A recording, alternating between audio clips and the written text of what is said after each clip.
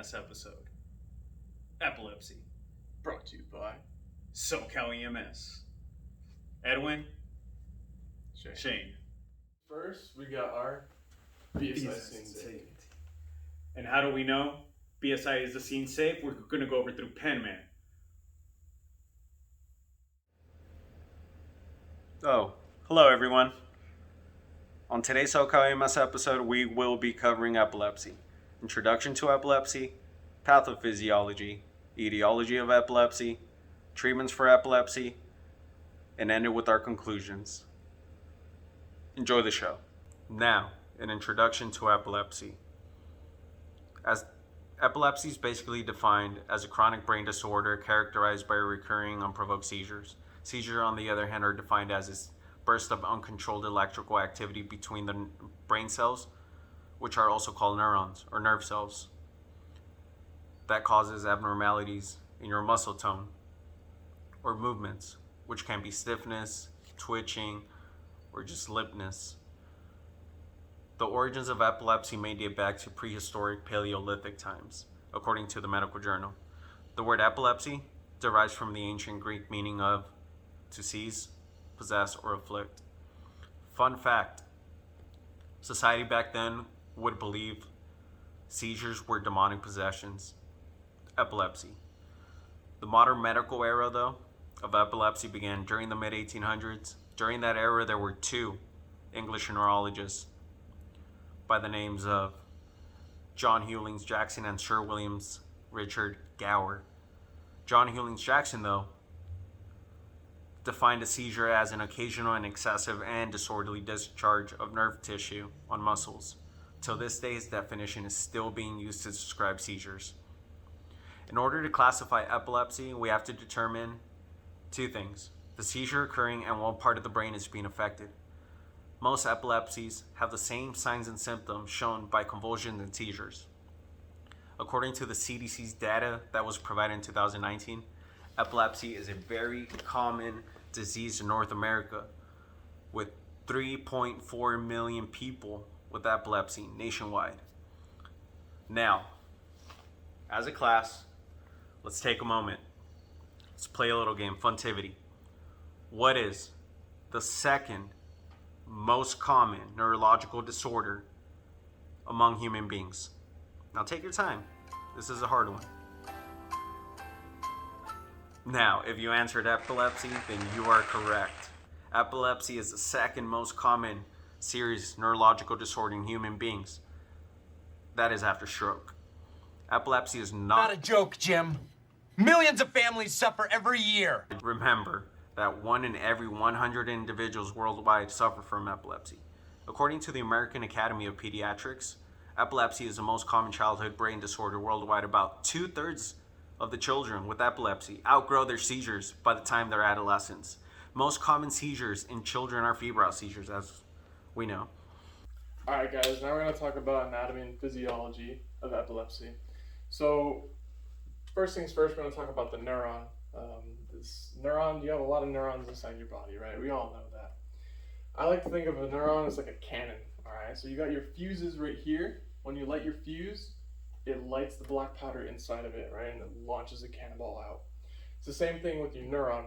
Your neuron will receive information through these dendrites, right? So these dendrites are attached to another neuron over here, right? So it receives signal from a neuron, receives it through the dendrites, and gets translated through the nucleus. So the nucleus will receive this information and determine what signal it needs to send. And so then it will send the signal through the axon, all right? So the axon does a lot of different things, but we'll just talk about what it houses. And so it houses inside a more negative charge than on the outside. So just like any normal cell, it wants to keep sodium out, wants to pull potassium in. So it'll have more negative charge on the inside. So what's unique to neurons is that it actually will swap. It will pull sodium in and push potassium out. And so when these charges flip, it creates an electrical charge, just like a wire. It'll shoot it down the wire, and it will end up right here in your axon terminals. Now your axon terminals are a really important part of this too. because they house neurotransmitters. So this is the little end of your axon terminal here. And it has a lot of different vesicles of all of these different neurotransmitters, right? And these neurotransmitters will get released into the synapse, this space in between the neurons. And so this synapse will have a lot of different neurotransmitters in it. And so once the receiving neuron receives the transmission of the neurotransmitters, it'll then go through the dendrites back to the nucleus and start over again. And so these neurotransmitters, we'll talk about two main kinds. And those two main kinds, we're actually looking at the GABA receptor side and the glutamate receptor side. As we know and we have learned throughout class, you have your inhibitory receptor side and your excitatory. The inhibitory receptor side is actually trying to maintain the positive charges outside and the negatives within the actual axon, keeping them suppressed. Whereas your glutamate, your excitatory receptor site, you're actually trying to push those negatives or turn them into positive, so you could have that actual potential of it dispersing the message over to the axon terminals that'll go to neurotransmitters, which be responsible for these two receptor sites. So it's able, like you said, for the dendrites, which are at the end, to transmit the message, receive the message, and send out the message to the actual brain to keep them stable. Yeah, so in your brain, you got a lot of different neuron connections, right? You got a bunch of different wires going on. It's kind of like a computer, right? It's got a lot of different connections, a lot of different components. And so if we were to take that computer, right, and pour a cup of water over it, it would fry up, right? The connections will be lost, disconnected, and it would be a whole system failure, right? So just kind of think of that like the brain. If we have too much glutamate and too little GABA, we have an imbalance in those, you'll get an overstimulation of glutamate, an overstimulation of excitatory response. And so you'll get these what are called paroxysmal firing of neurons, which is a big group of neurons firing at the same time over and over. And so that's kind of like the frying up of the computer. And so we learned that different parts of the brain affect different parts of the body and have different functions. So depending on what part of the brain is affected by this paroxysmal firing of neurons will reflect what signs and symptoms we will see. So now we're talking about epigenetics, which is basically the study of how behaviors in the environment affects how our genes work. So for our environmental factors, we got extrinsic and intrinsic. Our extrinsic are going to be external to our body, things like temperature, light, trauma, maternal effects, nutrition, drugs, and other toxic agents that can affect the onset of epilepsy. We got your intrinsic factors, which are going to be more genetic, like gender, circadian rhythm, which is kind of like your sleep cycle, your sleep clock, age, seizure history, and hormones can all affect epilepsy. Now for both of these categories, we have a different onset. For age is going to be intrinsic. You'll see more in infants and elderly. You'll see about 1% in 20-year-olds and 3% in 75-year-olds. And in your environment, for your extrinsic factors, 80% of all cases in developing country are due to lack of treatment and budget and money. Heritability, since it's an idiopathic disease, one we don't know much about or what are the causes of it, it's about 32% of all epilepsy are inherited and genetic and passed through parents. And with a very low death rate, about 1% worldwide. Now, for treatment, we have to begin with diagnosing. Just as an ECG, an electrocardiogram, a 12 lead, we have something similar to be able to detect upcoming seizures, which is called an electroencephalogram or an EEG. This is the most common test used to diagnose epilepsy. In this test, electrodes are attached to your scalp with paste-like substances or caps like the 12 lead. The electrodes will record the electrical activity of your brain. Apart from medication and surgery, there are other potentials of therapy that offer an alternative for treating epilepsy. One of those most common one is a vagus nerve stimulation device.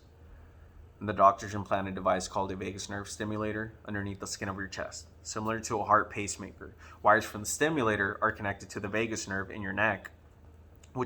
And that device is a battery-powered device that sends bursts of electrical energy through the vagus nerve to the area of the brain that's being affected. It's not clear though how it inhibits seizures, but the device can usually reduce seizures by 20 to 40%. Most people still need to take anti-epileptic medication, Although some people may be able to lower their medication dose, you may experience side effects from the vagus nerve stimulator, such as throat pain, hoarse voice, shortness of breath, or coughing. Now off to our conclusion. Hopefully by the end of this episode, me and Shane have gathered for you guys enough information to have a more comprehensive understanding of what epilepsy is, its etiologies, diagnosing and treatment. Just know that 50 million people worldwide have epilepsy, with 2.7 of those million people living here in North America alone.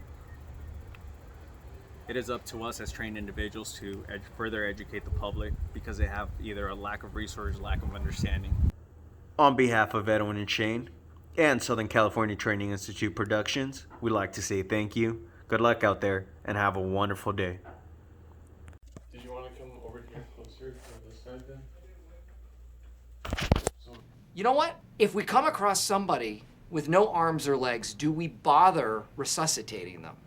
I mean, what kind of quality of life do we have there? I would want to live with no legs. How about no arms? No arms or legs is basically how you exist right now, Kevin. You don't do anything. All right, well, let's get back. Why am I stuck here? The glutamate excitatory system, I'm going to start that one over. More than 5 minutes of continuous seizing, I feel like I can't go into status epilepticus, like right out of that. It's like, and we need to transport this patient immediately. That's when you go code 3. Yeah. Now we